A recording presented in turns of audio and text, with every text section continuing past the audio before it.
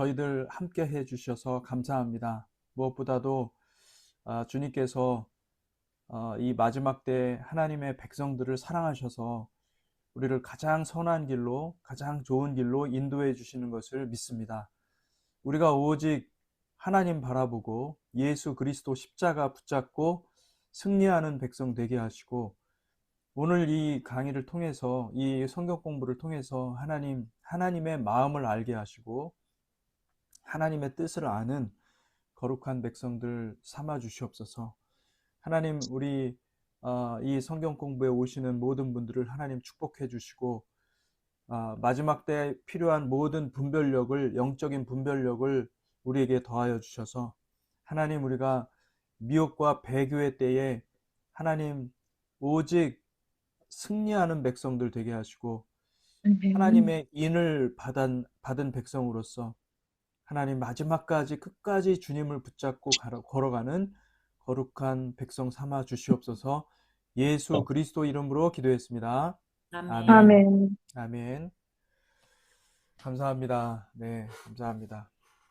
어, 오늘은 그 미혹과 배도의 거센 물결이라는 제목으로, 여러분 그 받은 그 강의안 있으시죠? 예, 강의안 있으실 줄 믿습니다. 여러분 프린트 하셔서 한번 보시면 아마 이제 대충 어떤 내용으로 강의할 것인지 대충 감을 잡고 있으실 것입니다. 그래서 오늘은 특별히 그 요한계시록 6장을 중심으로 해서 여러분 성경을 펴서 옆에다가 요한계시록 6장을 한번 펴서 보시면 좋을 것 같습니다. 성경 요한계시록 6장을 꼭 펴서 확인하시면 좋겠습니다. 예. 그리고 이제 또 여러분, 이제 제가 이제 강의를 하다가 혹시 이제 궁금한 거가 있을 수 있잖아요. 그죠? 궁금한 게 있을 수 있고, 또 여러분들이 또 어떤 분은 또 이렇게 말하던데 이거는 어떻게 생각하십니까? 이렇게 또 질문할 수도 있는 거니까, 여러분들이 또 그런 어떤 의문점이 생기거나 그러면 저의 생각을 또 듣고 싶기를 원하시면은 여러분들이 중간에 말씀하세요. 말씀하시면 제가 여러분들한테 또 설명도 해드리고 저의 관점을 얘기해 드리도록 하겠습니다. 전에 제가 말씀드린 것처럼 어, 여러분 그 요한계시록을 완벽하게 해석하시는 분은 하나님이심을 믿습니다. 예수 그리스도께서 요한계시록을 해석해 주시는 분이심을 믿습니다. 그러니까 우리는 해석을 하지만 하나의 해석인 거예요.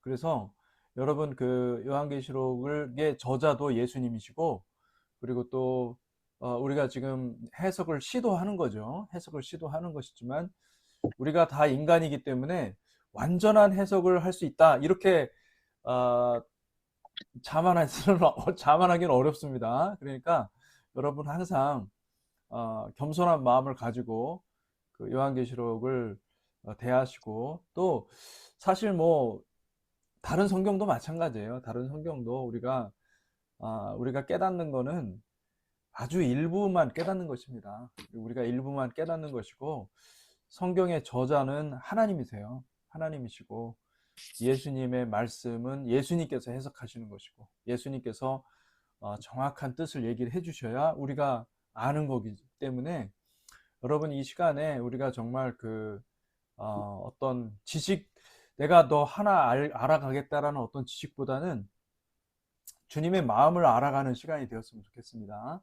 마지막 때 우리가 하나님께서 어, 이 마지막 때를 통과할 사람들에게 꼭 필요해서 이 요한계시록을 주신 거예요.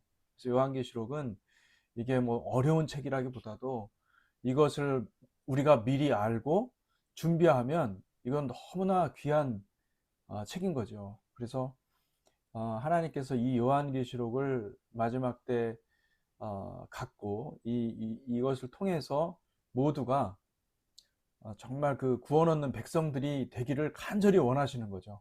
우리 하나님도. 그래서 여러분 이 요한계시록을 먼저 사랑하셨으면 좋겠습니다. 나는 요한계시록을 정말 다려 먹어야 되겠다. 요한계시록을 삶아 먹어야 되겠다. 할렐루야. 아멘. 아멘. 네. 음. 그래서 진짜 삶아 먹는 게 아니고 여러분 제가 얘기하는 건 무슨 얘기인지 아시죠? 정말 요한계시록을 여러 번 읽으세요. 여러 번 읽고 또 정말 잘 때도 한번 보기도 하고 일어나서 한번 또 보기도 하고 그렇게 해가지고 요한계시록을 자주 보시면은 좋겠다. 그리고 요한계시록은 제가 전에도 말씀드렸지만은 구약 성경을 많이 알아야 됩니다. 그 구약 성경에 요한이 이 글을 쓸 때만 해도 여러분 이 성경이 완전히 신약 성경이 만들어지지 않았어요. 그래서 그때 가지고 있었던 성도들이 봤던 그 성경은요 구약 성경이 전부였던 거예요. 그래서 구약의 세계에 매우 익숙했던 사람들이에요. 그래서 신약이 없었으니까 그들은 온전히 구약을 사랑했던 사람들이거든요. 그래서 이 구약을 많이 알아야 이 구약의 그 배경 지식을 알아야 이 토라도 알고 그 타나크라고 그러죠. 구약 성경을 철저하게 아는 사람들이 이 요한계시록을 볼 때 요한계시록이 정말 놀라운 책인 거죠. 그래서 여러분 이번 계기를 통하여서 요한계시록뿐만 아니라 신구약 성경을 전체를 숙독하고 또 공부하고 또 물어보고 여러분 모르는 거는 물어보세요. 물어보시고 또 찾아보시고 또 그 여러분 마태복음 7장에 보면은 구하라 그죠? 찾으라 문을 두드리라 그러잖아요. 근데 우리가 찾아야 될 것 같아요. 찾고 또 어, 계속 공부하는 자세가 필요하다. 이 말씀을 여러분들한테 꼭 드리고 싶고 그렇지만은 여러분 이 요한계시록을 공부하는 이 과정이 너무나 즐거운 과정이 될 겁니다. 그러니까 제가 이제 여러분들한테 가이드 역할을 할 거예요. 가이드 역할을 하고 이제 오늘은 이제 요한계시록 6장과 7장을 할 수 있을지 모르겠지만은 6장을 중심으로 해서 6장을 요한계시록 6장을 한번 꼭 펴서 보시고 옆에서 보시고 옆에다 두고 보시고 따라오시면 좋겠습니다. 굉장히 중요한 챕터예요. 요한계시록 6장은. 그래서 여러분 그 요한계시록 6장을요. 6장을 잘 이해하면 요한계시록 전체가 다 이해가 됩니다. 6장이 전체 구조를 이해하는데 딱 좋은 게 6장이에요. 그래서 한번 1절을 한번 읽어보도록 하겠습니다. 1절에 보니까 한번 이은영 전사님 한번 읽어주시겠어요? 내가 봄에 어린 양이 7인 중에 하나를 떼시는데 그때에 내가 들으니 네 생물 중에 하나가 우레소리같이 말하되 오라 하기로. 네. 여러분 여기에 보니까 내가 봄에 어린 양이 어린 양이 등장합니다. 어린 양은 누굽니까? 예수 예수님. 그리스도. 어린 양을 우리가 문자적으로 해석하지 않고 어린 양이 상징하는 그 상징하는 그 대상이 누구라고요? 예수 그리스도. 왜냐하면 6월절 어린 양이시기 때문에 주님께서. 그래서 유대인 그 당시에 초대교회 성도님들은 어린 양이면 누구라고요? 예수 그리스도라는 걸 알았던 거죠. 그러니까 우리는 모르는 것들이 그 사람들은 너무너무 많이 알고 있어요. 그래서 여러분들이 어린 양 하면 예수 그리스도라는 것을 이해하시면 좋겠습니다. 7인 중에 하나를 떼는데 이거는 뭐냐면 요한계시록 5장에 보면은 책이 나옵니다. 두루마리 책이 나오는데 이 책을 열 자가 없어요. 이 책을 열 자가 없어서 요한이 우는데 어린 양이 이 책을 열 수 있다 이런 말씀이 나옵니다. 그래서 이 책이 7봉인이 되어 있어요. 7인이 찍혀져 있어서 7인이 박혀 있어서 하나씩 떼는 겁니다. 그 누가 떼느냐? 어린 양이 떼시는 거예요. 어린 양이 떼시고 그리고 그때 네 생물 중에 하나, 다시 말하면은 그 네 생물은 그 천상에 올라갔는데 요한이 천상에 올라갔는데 거기에 보니까 네 생물이라고 하는 네 천사 하늘의 존재들이에요. 예, 하늘의 존재들이고 하늘의 천사 같은 존재들인데 하나님의 보좌를 하나님의 보좌 주위에서 어, 하나님을 찬송하고 하나님 모든 세상을 경영하고 다스리는 그런 굉장히 높은 계급의 천사라고 볼 수가 있습니다. 그래서 이 네 생물 중에 하나가 우레소리 같이 말하되 오라 이렇게 얘기를 하는 거죠. 예. 자, 그리고 어, 우레소리라는 말이 많이 나옵니다. 요한계시록. 우레소리는 이게 진짜 우리가 듣는 어떤 천둥, 번개, 우레 이런 소리라고 할 수가 없고 이거는 천상의 소리라고 보면 돼요. 천상의 소리고 이거를 우리가 어떻게 표현할 수가 없으니까 출애굽기 19장에 보면 시내산에 여호와께서 강림하실 때 우레소리가 있었고 진동이 있었어요. 땅이 진동하고 막 천둥 번개가 치면서 그런 뭐 엄청난 그 음성으로 하나님께서 말씀하시거든요. 그러니까 그것을 연상하시면 되겠습니다. 그래서 이 우레소리 같이 말하되 오라 하기로 누구한테 오라고 그러는 거죠? 예, 누굽니까? 예, 흰말을 탄 자가 그죠? 흰말이 있는데 2절에 보니까 내가 보니 흰말이 있는데 그 탄 자가 활을 가졌고 면류관을 받고 나아가서 이기고 또 이기려고 하더라.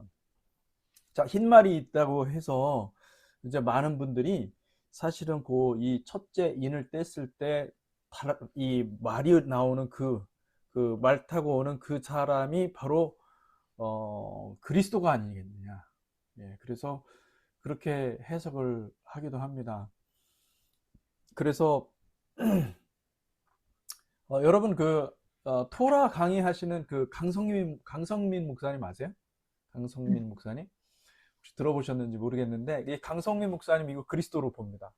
그리스도로 보고 복음으로 해석을 하죠. 근데 여러분 이게 복음이 아니고 그리스도도 아니에요. 왜냐하면 그걸 어떻게 알 수가 있냐면 여러분 제 얘기를 지금부터 하는 얘기를 잘 들으셔야 됩니다. 잘 들으셔서 여러분들이 분명하게 이해하시면 좋겠습니다.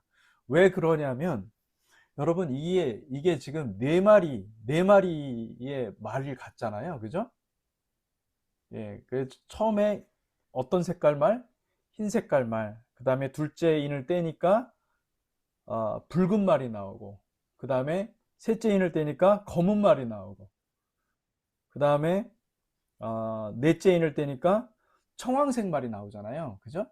네 마리의 말이 나옵니다.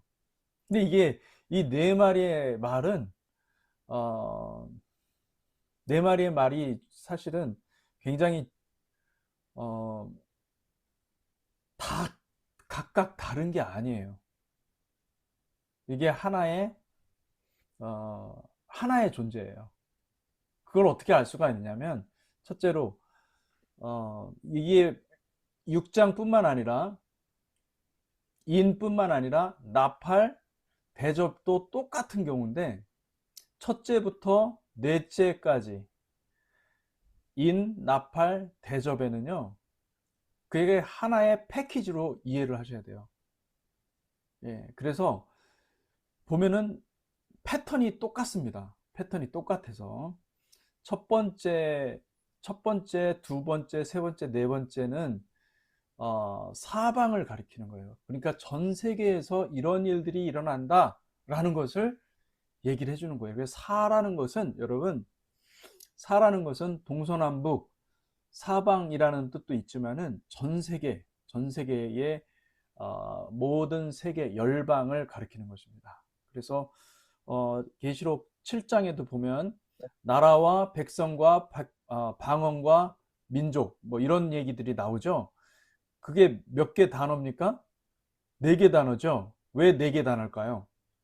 그것은 열방, 전 세계, 온 세계를 가리키는 말이죠. 그래서 열방과 온 세계에 어떤 일들이 일어나느냐 이런 이와 같은 식의 그 종말 현상들이 나타난다라는 것을 가르쳐 주고 있는 것입니다. 자, 일곱 인은 여러분들이 기억하셔야 될 것이 무엇이냐면, 일곱 인, 일곱 인, 첫 번째부터 일곱째까지 인이 떼어지는데, 일곱 인은 심판입니까? 아니면 종말 현상입니까? 정말 현상. 네, 심판이 아닙니다. 왜요? 그걸 어떻게 알 수가 있죠? 이거는 책의 내용이, 두루마리의 내용이 심판이 기록돼 있고, 이거는 두루마리를 떼는 거예요. 하나씩 하나씩 떼는 거예요. 두루마리에 인봉된 거를 하나씩 하나씩 떼는 과정에서 이런 징조들, 이런 현상들이 나타난다라는 것을 보여주는 거예요. 예, 여러분 여기 이해가 되십니까? 아멘. 아멘, 아멘. 네. 예, 제가 여러 번 사실은 교회에서 얘기를 했기 때문에 이 부분을 여러분들이 어, 이해하셨을 줄로 믿습니다. 우리 저 김정숙 성도님 혹시 제가 얘기하는 거 이해가 되십니까? 예, 예, 오케이, 좋습니다. 최기복 어, 권사님이시죠? 권사님 이해가 되시죠?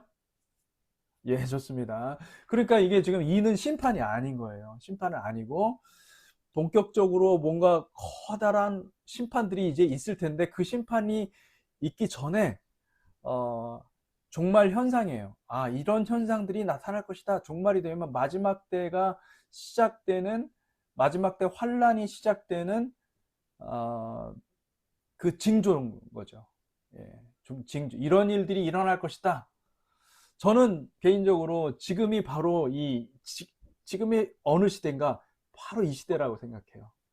예. 그러니까 언제 주님이 대환란을 불어닥치든 어떤 종류의 환란인지 모르겠지만은 그 환란이 닥친다 하더라도 전혀 이상하지 않을 때인 거예요. 지금은 이 미혹의 때, 배도의 때를 우리가 살고 있다라는 것을 알 수가 있죠. 그래서 첫 번째 인을 떼니까 흰색 말이 나오는데 그 흰색 말을 탄자를 보니까 2절에 보니까 흰 말이 있는데 그 탄자가 활을 가졌다고 그래요. 활을 가졌고 면류관을 받고 나아가서 이기고 또 이기려고 하더라. 근데 여기에 탄자의 이름이 공개가 되어 있습니까? 안 되어 있습니까? 안 되어 있습니다. 안 돼 있어요. 안 돼 있어요. 자, 여러분, 예수님의 이름이 공개가 됩니다. 요한계시록 19장에 보면 그의 이름은 충신이라. 흰말을 타신 그분의 이름은 충신이라. 아멘이요. 충신이라. 그렇게 분명하게 주님은 자신의 이름을 공개합니다. 그죠? 근데 여기는 공개가 안 돼 있어요. 흰말이 있고, 그리고 또 활을 가졌다 그래요. 활을 가졌고, 그 탄자가 활을 가졌고. 여러분, 고대에서 활을 가지고 있는 것은요, 활은 어떤 무기냐면은 숨어서 쏘는 무기입니다. 칼은, 우리 주님은 입에서 칼이 나간다고 그랬잖아요. 그죠? 예, 말씀에 검이 나가잖아요. 그런데 이 활은 은밀히 숨어서 적군에게 쏘는 무기예요. 그래서 이 활을 가졌고, 그 다음에 면류관을 받았다고 그래요. 면류관을 받았다는 것은 뭐냐면은 그가 어떤 권한을 가지고 일시적이지만은 어떤 권한을 받은 거예요. 지배할 권한을 받은 거예요. 예, 다스릴 권한, 어떤 강력한 정치 권력의 수장으로서, 예, 정치 권력을 가지고 있는 어떤 일종의 권한을 하나님이 주신 거예요. 예, 왕관을 받고 연류관을 받고 그리고 나아가서 이기고 또 이기려고 하더라. 이게 결정적인 거예요. 왜냐하면 여러분, 우리 주님은 이기신 분이에요. 네. 이기려고 하지 않아요. 이미 이기신 분이에요. 사망 권세를 파하신 분이에요. 우리 주님은 이기신 분이에요. 네. 요한복음에 보면은 너희가 환난을 당하나 예, 담대하라. 내가 세상을 이기었노라. 할렐루야. 예, 아멘. 주님은 이기신 분이에요. 그런데 이거는 이 존재는 뭔가 이기려고 하는 거예요. 이기려고. 지금 뭔가 막 이제 이 권한을 받고 왕관을 받고 이 권세를 받고 정치 권력을 거머쥐고 그리고 막 이기려고 하는 거예요. 예. 그런데 흰말을 탔다는 것은 뭘까요? 예, 이것이 바로 미혹이라는 것이죠. 예. 예수 이름으로 거짓된 아, 어떤 뭐라 그럴까요? 주님께서 말씀하셨죠. 때가 되면은 내 이름으로 예수 이름으로 많은 사람들이 내 이름으로 올 것이다. 내 이름으로 너희를 미혹할 것이다. 예, 마태복음 24장에 그 말씀을 하셨지 않습니까? 그러니까 거짓 평화, 거짓 거짓말을 가지고 이기려고 하는 거예요. 여러분, 제가 이제 나중에 그 베네수엘라의 역사를 말씀드릴 거예요. 베네수엘라가 어떻게 망했나. 근데 지금 한국이 똑같이 가고 있거든요. 근데 그 처음 시초가 뭐냐면 아, 거짓으로 권력을 잡은 자가 사람을 죽이기 시작하는 거예요. 예.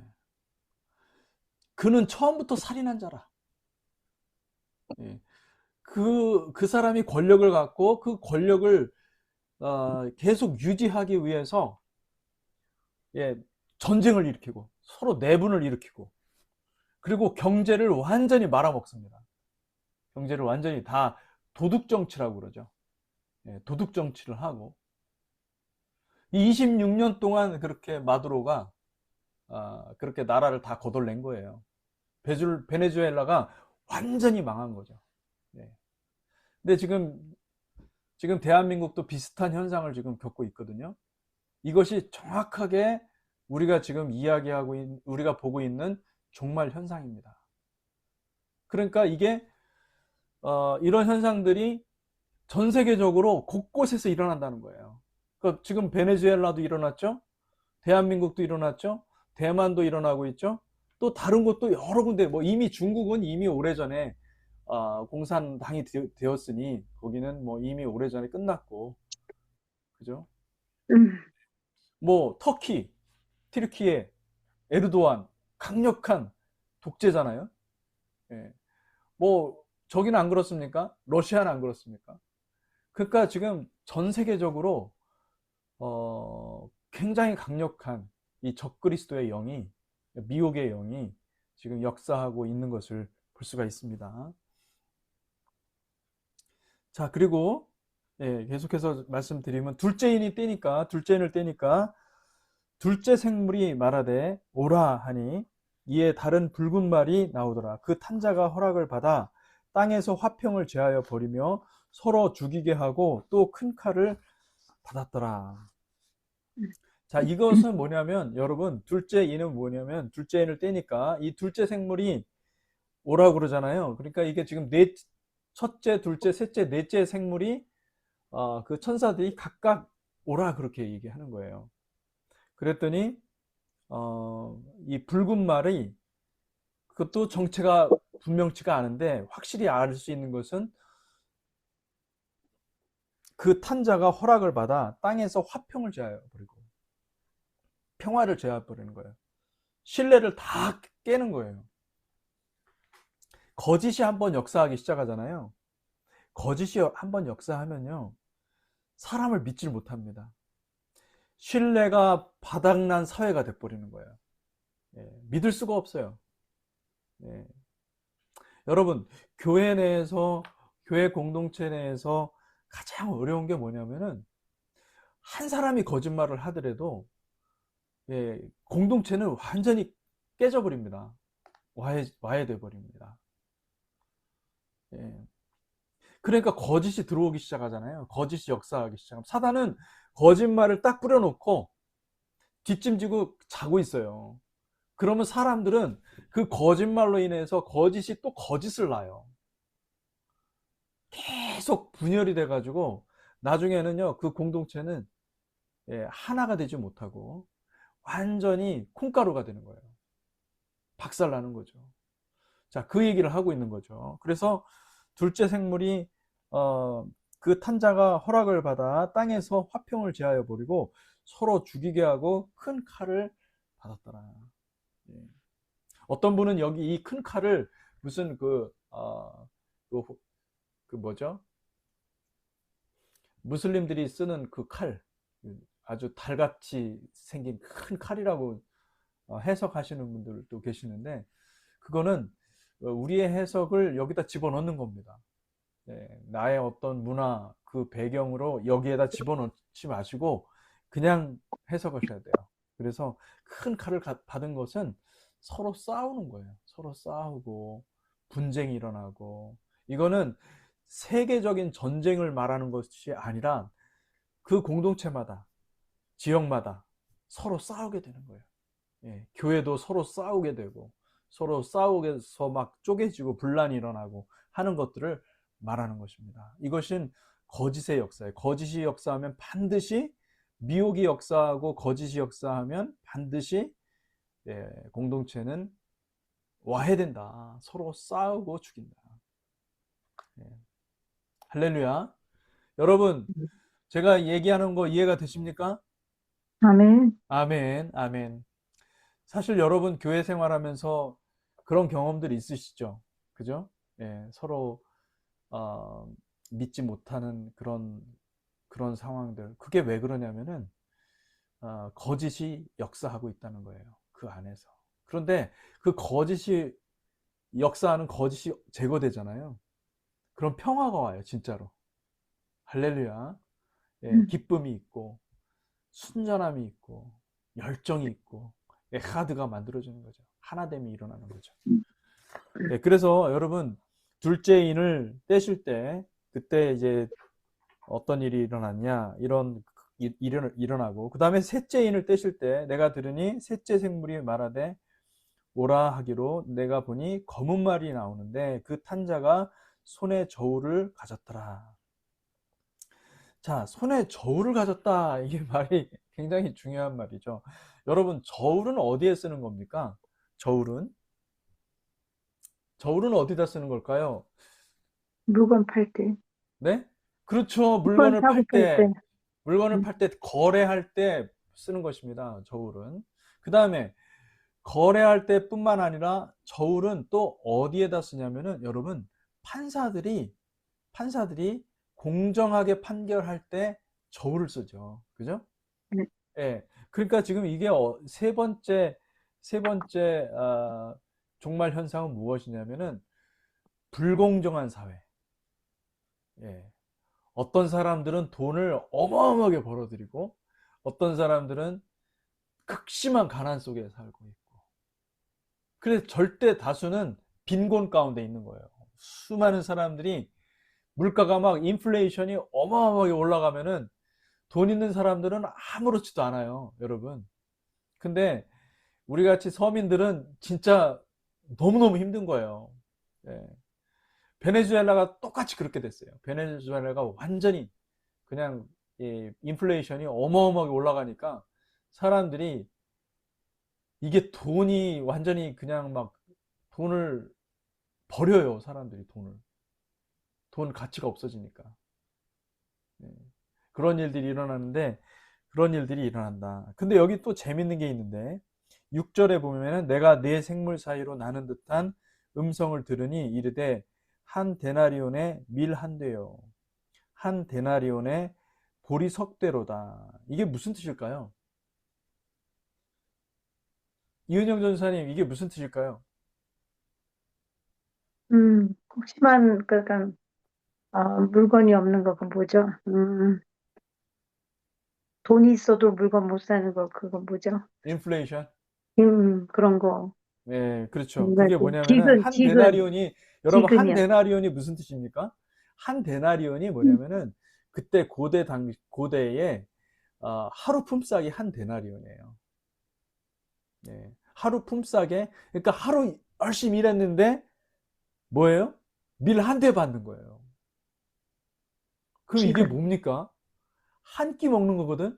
한 끼. 그러니까 여러분 우리 지금 한 끼 뭐 한 15불 하죠. 요즘에 물가가 올라서. 제가 예전에 캘리포니아에 있을 때는 7.99였었는데 한 끼가. 근데 두 배로 뛴 거예요. 아, 최규복 권사님 거기 LA 물가 세죠, 그죠? 한 끼 얼마입니까? 20불이요.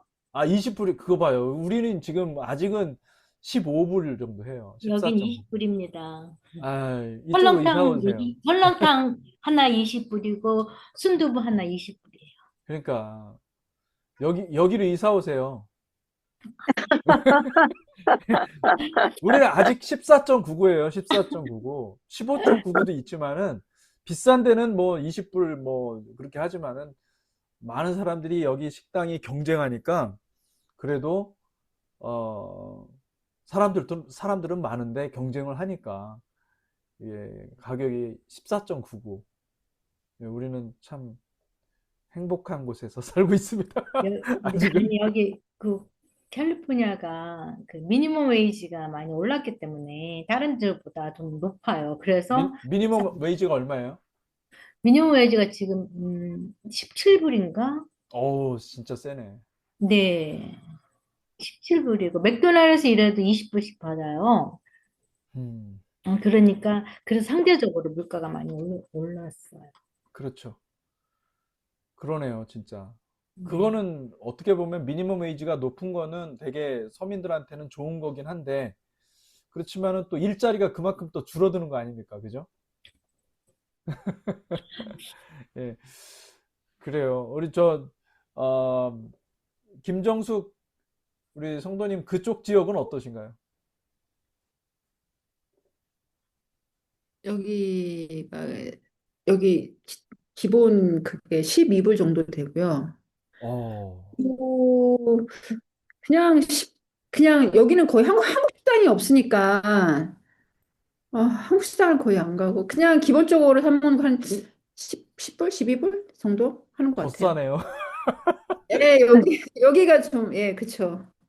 진짜 싸네요. 아유, 야, 아니 한국 음식은 더 비싼 것 같은데 거의 저는 이제 집에서 해 먹으니까 예, 뭐 버거 같은 거 좀 그런 거그 정도 하는 것 같아요. 예, 아, 그래요. 어쨌든, 예, 뭐, 맥도날드 싸요, 여기. 지금 뭐, 한 5불밖에 안 해요, 사실은. 예, 맥도날드. 그런 거 말고, 이제 한국 식당, 예, 한식이 그렇다라는 거죠. 예, 그리고, 여긴 맥도날드도 비싸요. 아, 거기 옛날, 맥도날드 비싸요? 네, 얼마요? 옛날 말이에요. 네. 아, 그래요.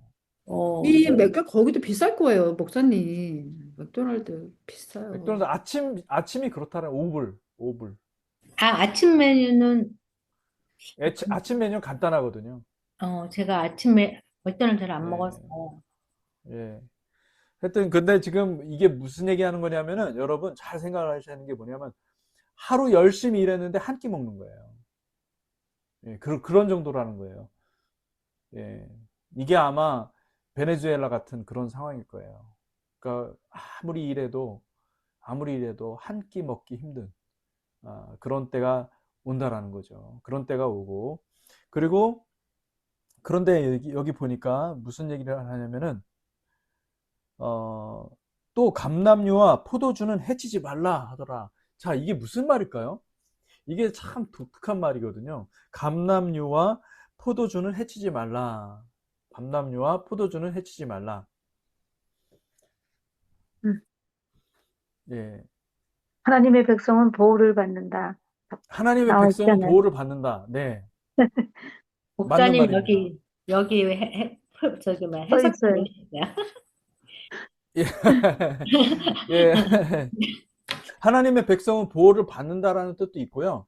나중에 여러분 그렇죠. 여기 그 감람류와 포도주는요 언제 또 쓰냐면은 감람류와 포도주를 음녀 바벨론이 그거를 팔고 사는데 사용해요.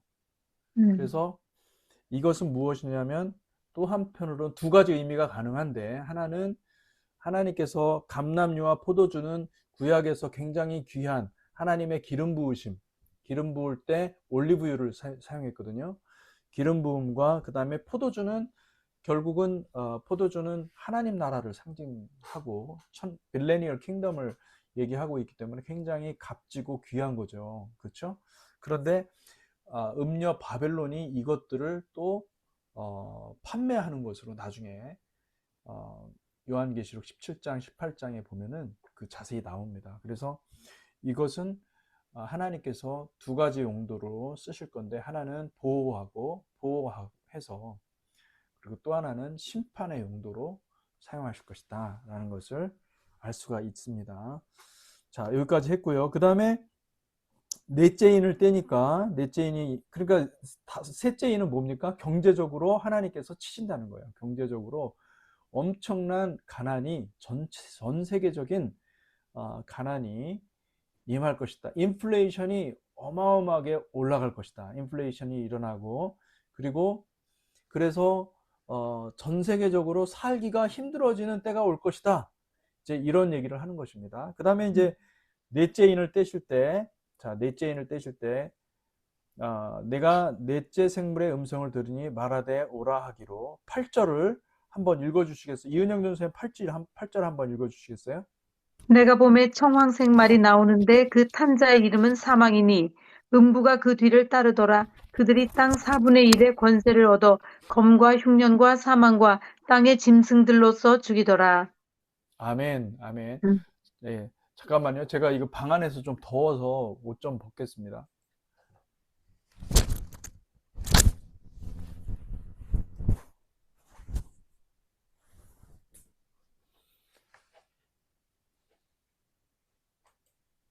예, 검은 색깔 옷인데. 예.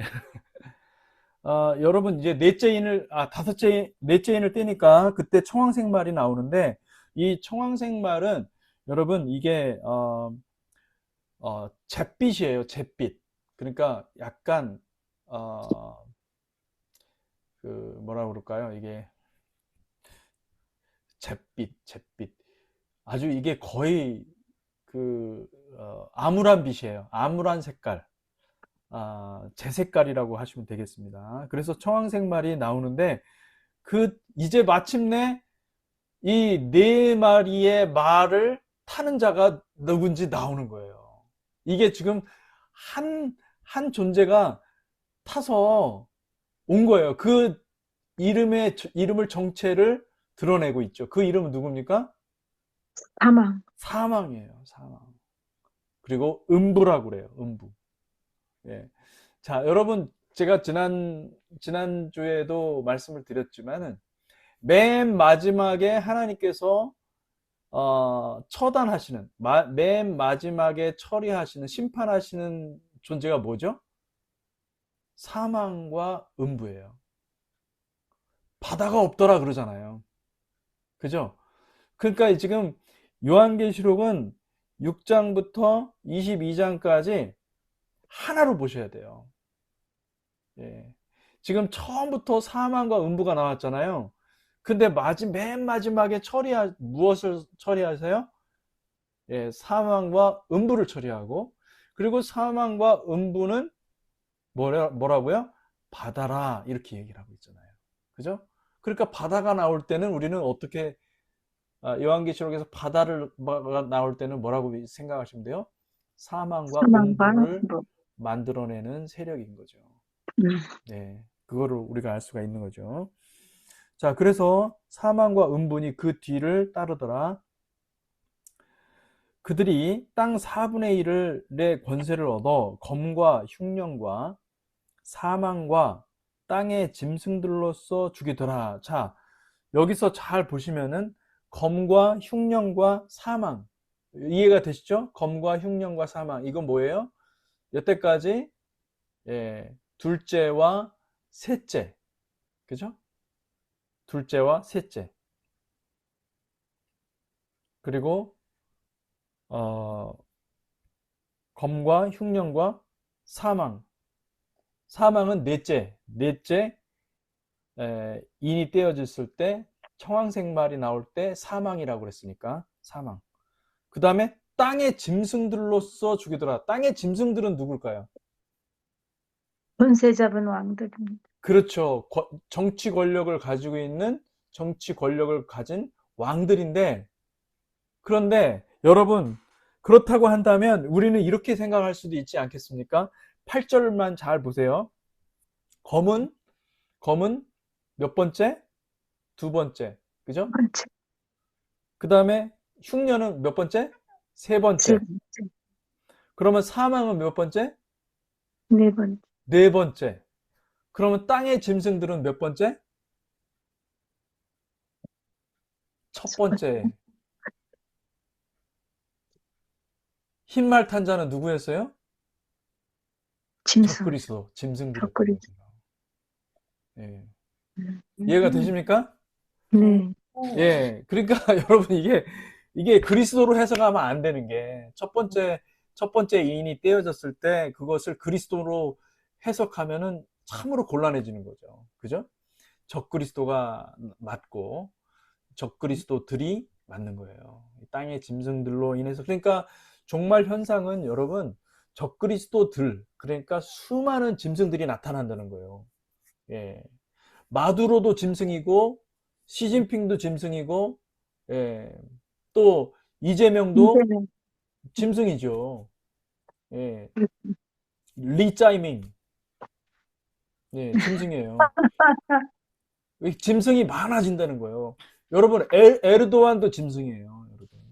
정치 권력을 가지고 있는 어마어마한 사람들이 많이 나온다. 그 얘기를 하고 있는 것입니다.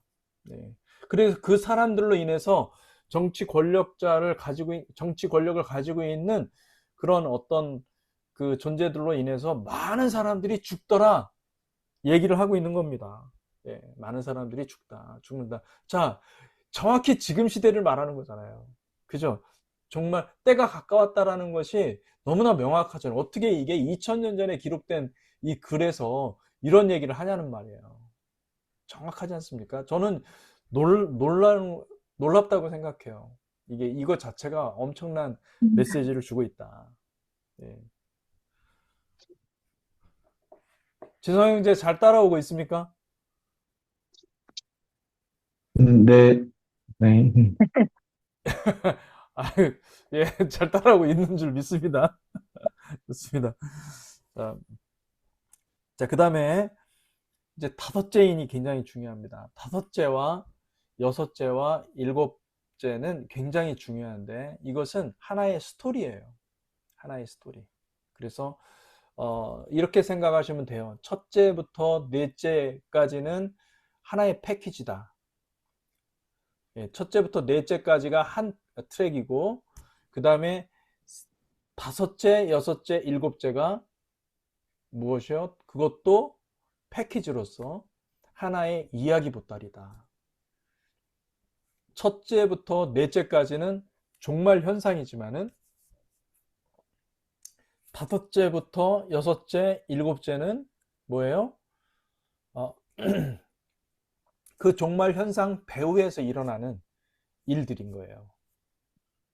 예, 그래서 이거를 첫째, 둘째, 셋째, 넷째 이게 순서처럼 돼 있는 것처럼 돼 있기 때문에 우리가 시간적인 순서로 해석을 하려고 그래요. 근데 그렇지 않아요.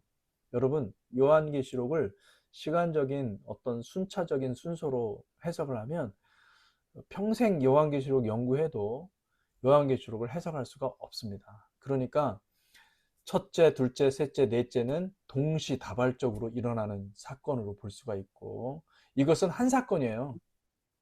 뭐예요? 미혹이 들어왔다는 거예요.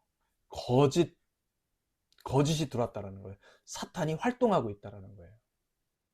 예. 사탄이 활동하면 이런 일이 일어난다. 이런 일들이 일어나고 있는 것처럼 지금 우리가 보고 있잖아요. 지금 전 세계적으로 사단이 들어와서 베네수엘라를 완전히 쫄딱 망하게 한 것처럼 또 한국에도 들어온 것처럼 이 중국 안에서도 역사하고 또 북한에서도 역사하고 그렇게 한 것처럼 지금 그런 일들을 지금 사탄이 하고 있는 거예요.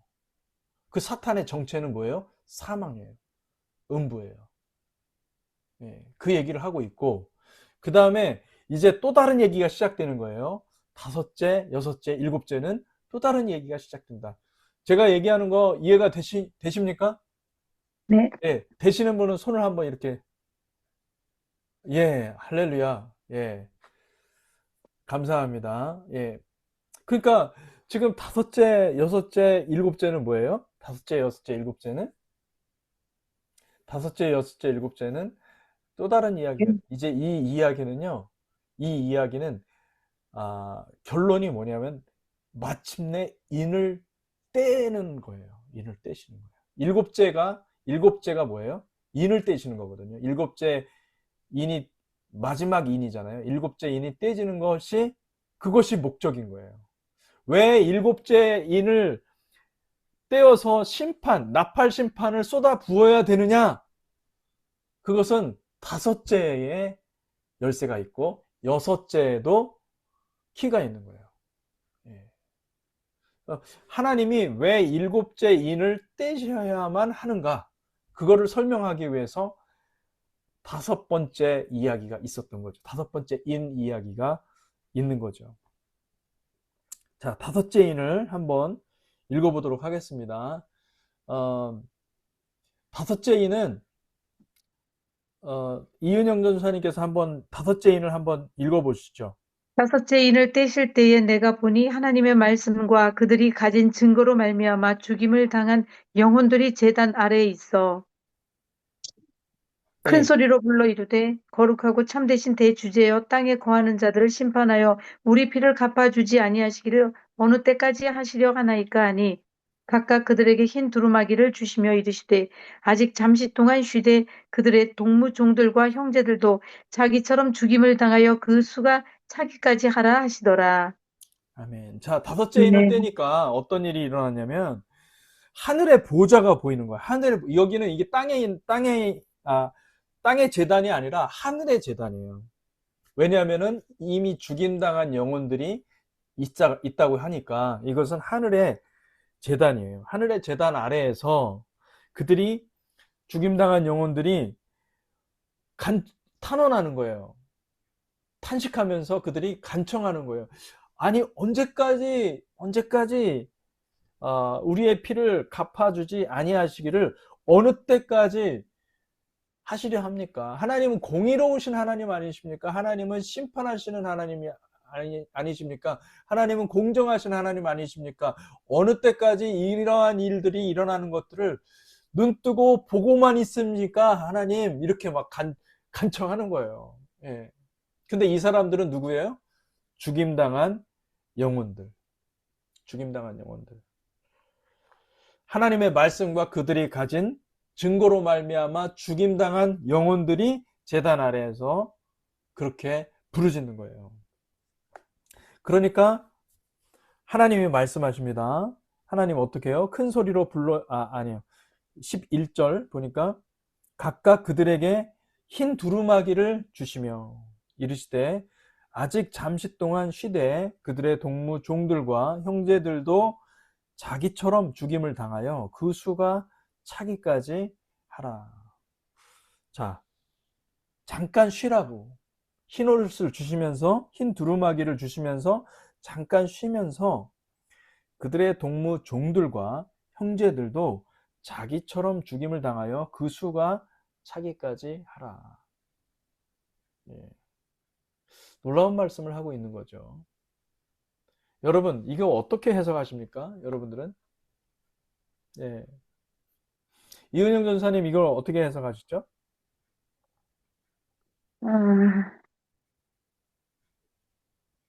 이들의 피를 실어나여 주기 위해서 이런 음, 현상들이 이래서 사가 일어나는 거다. 아, 그래야 주님이 오시니까. 어, 마지막 때에 일어날 그런 일들이 아닐까요? 그렇죠. 그런데 이제 이거 잘 보셔야 되는 게, 여러분, 여기 요한계시록 6장 말고 7장과 관련해서 7장을 읽어보면은 이게 왜 나왔는지 알아요.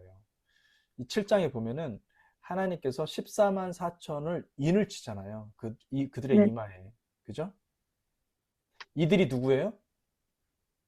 이들이 요한계시록 6장 11절에 나오는 누구예요? 그들의 동무 종들과 형제들도 자기처럼 죽임을 당하여 그 수가 차기까지. 그 수는 뭐예요? 14만 14만 4천인 4천. 거예요. 네, 14만 4천. 음. 14만 4천은 제가 얘기했지만 하나님의 택한 백성들의 완전한 수라고 그랬죠. 충만한 수. 그 충만한 수에 이르기까지 기다리라. 왜냐하면 그때가 이르면, 그것이 되면 그것이 하나님에게는 너무 중요한 거예요. 왜냐하면 그들이 하나님의 백성들일 테니까. 그들이 하나님과 함께, 주님과 함께 다스릴 거룩한 백성들이기 때문에 그들이 완전히 다 구원받을 때까지 기다리라. 기다리라. 그 얘기를 하는 것입니다. 자, 여기 이해가 되십니까? 네, 예, 요한계시록이 이제 확실히 이해가 되시죠? 네. 예, 좋습니다. 그리고 이제 여섯째 인이 떼실 때가 나오죠. 예. 한번 읽어보시죠. 여섯째 인이 떼실 때부터. 내가 보니 여섯째 인을 떼실 때에 큰 지진이 나며 해가 검은 털로 짠 상복같이 검어지고 달은 온통 피같이 되며 하늘의 별들이 무화과 나무가 대풍에 흔들려 설익은 열매가 떨어지는 것 같이 땅에 떨어지며 하늘은 두루마기가 말리는 것 같이 떠나가고 각 산과 섬이 제자리에서 옮겨짐에 땅의 임금들과 왕족들과 장군들과 부자들과 강한 자들과 모든 종과 자유인이 굴과 산들의 바위 틈에 숨어 산들과 바위에게 말하되 우리 위에 떨어져 보좌에 앉으신 이의 얼굴에서와 그 어린 양의 진노에서 우리를 가리라. 그들의 진노의 큰 날이 이르렀으니 누가 능히 서리요 하더라. 아멘. 예. 음, 여섯째 인에는 여러분, 자, 다섯째 인에는 죽임당한 영혼들이고 의인들이에요. 14만 4천이고 어린 양의 신부가 될 그 거룩한 공동체라고 할 수가 있죠. 거룩한 백성들이라고 할 수가 있습니다. 성도라고 할 수가 있죠. 그러면 여섯째 인이 떼어졌을 때, 다시 말하면 12절부터 17절까지의 말씀은 누구를 가리키는 걸까요? 간단하게 말해서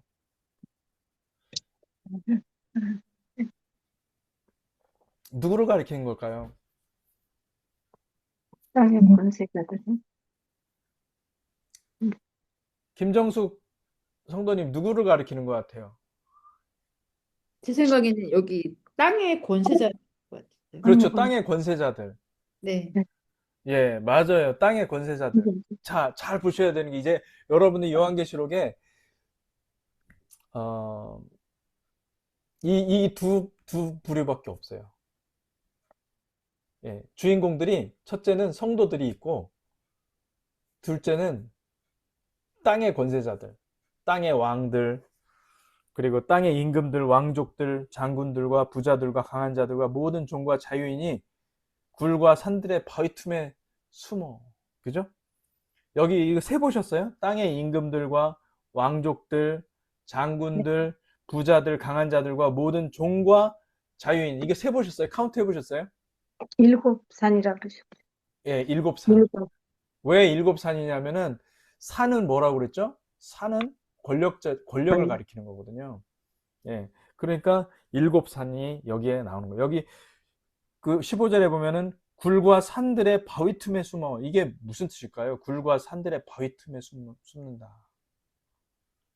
물론 성경에 이사야서에 이 본문이 나오지만은 굴과 산들의 바위 틈에 숨어. 이것은 자기들이 만들어 놓은 권력 기반인 거예요.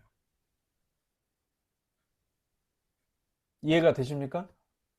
산을 만들어 놓고 성을 만들어 놓고 그 속에 숨어 사는 거거든. 이 영적으로 보면 이 존재들은 왜 산을 만들겠어요? 그 산 뒤에 숨어서 그렇게 되는 거예요. 자, 그러면 이제 문제는 뭐냐면 여러분 12절에 보면은 내가 보니 여섯째 인을 떼실 때 큰 지진이 나며 해가 검은 털로 짠 상복같이 검어지고 달은 온통 피같이 되며 하늘의 별들이 무화과 나무가 대풍에 흔들려 설익은 열매가 떨어지는 것 같이 땅에 떨어지며 하늘은 두루마리가 말리는 것 같이 떠나가고 각 산과 섬이 제자리에서 옮겨지며 이게 무슨 말일까요, 도대체? 이게 진짜로 이런 일들이 일어난다는 걸 말하는 걸까요? 아니면 이것도 우리가 상징으로 유대인들이 당시에 고대의 세계관 속에서 상징, 그들이 가지고 있었던 이해를 바탕으로 보면 도대체 이 말은 어떻게 이해를 하는 게 좋을까요? 제가 이제 여기다 써놨죠? 네. 뭐라고 써놨죠? 이은영 선생님 한번 읽어주시겠어요? 5번이요? 예, 여섯째 인. 여섯째인 하늘의 제단 아래서 울려 퍼지는 탄은 언제까지입니까? 다섯째인이 열리면 시선은 땅에서 하늘로 이동한다. 땅에서는 미혹과 폭력과 기근과 여섯째 인. 근데 다섯째인이군요. 여섯째인 땅의 권세자들의 두려움 누가 설 수 있으리요. 다섯째인에서 하늘의 법정이 열렸다면 여섯째인에서는 땅의 권세자들이 공포에 사로잡히는 장면이 펼쳐진다. 해가 검어지고 달이 피가 되고 별이 떨어지고 하늘이 말리고 산과 섬이 옮겨진다. 이것은 문자적 천문 재난이 아니라 유대 묵시 문학에서 반복되던 제국의 붕괴 언어이다. 이제 땅의 권세자들이 반응한다. 네, 이게 무슨 얘기냐면은 이게 질서가 무너지는 거예요. 질서가 무너지는 게 뭐냐면 왕들이, 다시 말하면 대통령들이 우수수수 떨어지는 거예요. 마두로가 하루아침에 지금 저렇게 돼버렸잖아요. 그죠? 예를 들어서 시진핑도 언제 갈지 몰라요, 여러분. 예. 김정은 두려워 떨고 있을 거예요. 예. 윤석열 대통령도 하루아침에 그냥 날아가 버린 거예요, 사실은. 이런 일들이 이제 나라들마다 하나님께서 하늘의 권능, 여러분, 그 고대 세계에서는요, 하늘의 해와 달과 별, 우리가 알고 있는 해, 달, 별의 지식이 아예 없었어요, 그들은. 우리는 해를 중심으로 해서 지구가 1년 동안 공전하고, 지구는 자전하고, 다른 지구를 중심으로 해서, 공전하고 있잖아요. 그죠? 달도. 예. 근데 여러분, 제가 놀라운 사실을 알게 됐는데, 제가 이 이 스페이스, 예, 그 우주 천문학 이런 쪽에 관심이 많거든요. 근데 여러분, 만약에 어느 행성이 있어요. 그런데 그 행성이 물이 있고, 그리고 대기가 있고, 그리고 햇빛이 있는데, 만약에 달이 없잖아요. 그러면 생명체가 살 수가 없대요. 달이 있어야만 생명체가 살 수 있대요. 왜냐하면은 달이 지구를 붙잡고 있대요. 그래서 달이 지구를 어떻게 붙잡냐면 정확히 23.5도 기울어지게 붙잡고 있는 거래요, 달이. 달이 만약에 없으면은 이게 자전 축이 있잖아요. 축이 마음대로 돌아간대요. 그럼 우리가 돌아간다고 생각해 보세요. 살 수가 없나요? 생명체가 살 수가 없대요. 엄청난 얘기죠. 그죠? 우리 이런 천문학적인 지식을 가지고 있지만은 고대에는 천문학이 아예 없었어요. 그런 지식이 없었고, 하나님께서, 그러니까 신이 해와 달과 별들을 만들어서 이 세상을 다스리고 이 세상을 비추는데, 그들은 누구냐면은 그들은 바로 왕들이었다고 얘기를 하는 거예요. 제국의 왕, 다시 말하면은 황제 또는 뭐 파라오. 그래서 파라오를 숭배하는 것이 무엇과 연관되어 있냐면은 태양신 라를 섬기는 것과 연관되어 있던 거예요. 그래서 그들의 세계관 속에서는 하늘의 해와 달과 별들이 떨어진다. 이게 무슨 얘기냐? 이거는 갑자기 멀쩡하던 그 왕들이 하루아침에 폐위되거나, 예, 또 전쟁으로 인해서 목숨을 잃거나, 뭐 그런 일들이 일어난다는 거예요. 탄핵된다거나 그런 거로 볼 수 있다는 거죠. 그때 당시에 언어로 이해를 한다면. 자, 여러분 이해가 되십니까? 네. 네. 자, 그러면 이 부분을 우리가 어떻게 해석할 수가 있느냐? 저는 이 부분들을 보면서 정확히 지금의 때와 너무나 같다. 너무나 지금의 때와 너무나 유사하고, 마치 그 요한은 지금의 때를 표현할 언어는 없을 거예요. 근데 이 짧은 그 챕터를 통해서, 6장 챕터를 통해서 모든 것을 마치 다 보듯이, 눈앞에 파노라마처럼 보이듯이 그것을 가장 정확하게 표현한 것이다. 저는 그렇게 생각을 합니다. 예. 여러분 이해가 되시는지 모르겠어요. 제가 말하는 그 내용들에 대해서 여러분 이해가 되십니까? 혹시 질문 있으세요?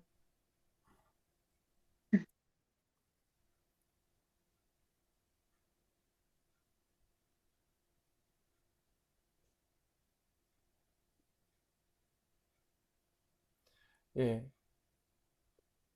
최기복 권사님 혹시 질문 있으세요? 없습니다. 예, 없습니까? 예. 여러분, 우리가 좀 이제 오늘은 여기까지 하고, 우리가 지금 살아가고 있는 시대는 지금 일곱 인이 떼어지는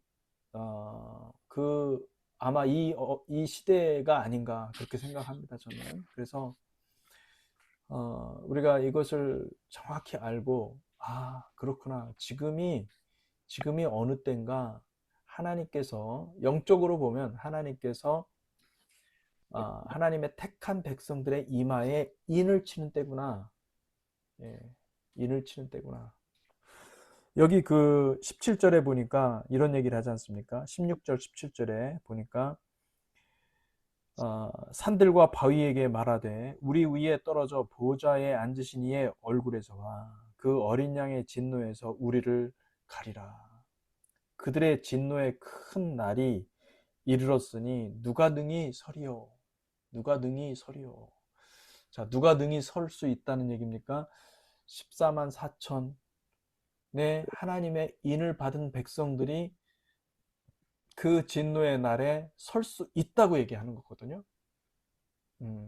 그러면 결국은 요한계시록 6장은 7장을 기록하기 위해서 쓰여진 거고, 이 요한계시록의 1장의 결론으로 이 요한이 말씀하고자 하는 것은, 결론적인 메시지는 무엇이냐? 그것은 하나님께서 바로 이때에, 바로 이 미혹과 배교의 때에 무엇을 하신다는 거예요. 하나님께서 사랑하는 백성들의 이마에 인을 치신다는 거예요. 예. 자, 그러면 누가 인을 치게 되는가? 누가 하나님의 인을 받을 수 있겠는가? 이 질문이 중요한 거죠. 그죠? 어떤 사람들이 하나님의 인을 받고, 그리고 하나님의 인을 받은 사람들은 철저하게 보호를 받고 마지막 때에 그들의 사명을 다 감당하고 주님의 때에 그들이 뭐 휴거가 되거나 아니면 부활의 몸을 입거나 죽임을 당해서 부활의 옷을 입거나 그런 방식으로 하나님께서 끌어모으시거든요.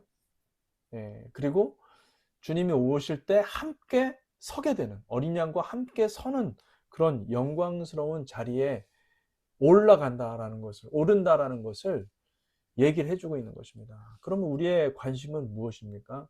요한계시록 7장, 다시 말하면 하나님께서